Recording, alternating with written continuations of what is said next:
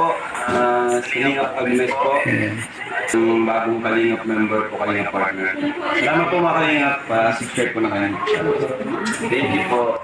Palang hapon po mga Kalingap. Andito po tayo sa ating isang kapatid na lumad. Si Jocelyn. Ayan. Samahan niyo po ako. Si Jocelyn, may 5 anak. Ayan. Ito po ang kalagayan ng kanilang pamumuhay. Ang partner po niya ay trabaho, mag-uling at maggamas. Pag may magpagamas, no? Pakitanggap nito.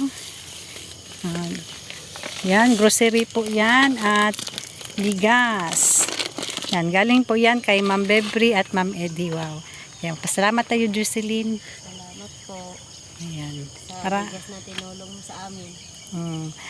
Maraming salamat Ma'am Bebri at Ma'am Eddie. Wow. At napasalamat po na marami si Jocelyn.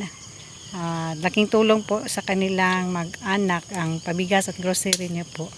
Sila po ay isang lumad na sa tribong taga-Kaulo. So, bago po ako magpaalam, patuloy po nating suportahan si Kuya Bal Santos Matubang, Ate Edna Vlogs, Kalingap Rob, at Jackie at ang buong team Kalingap. Yan, thanks and God bless po.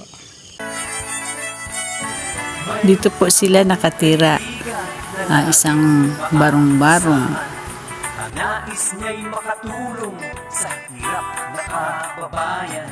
May susubing, dagat may tatawirin.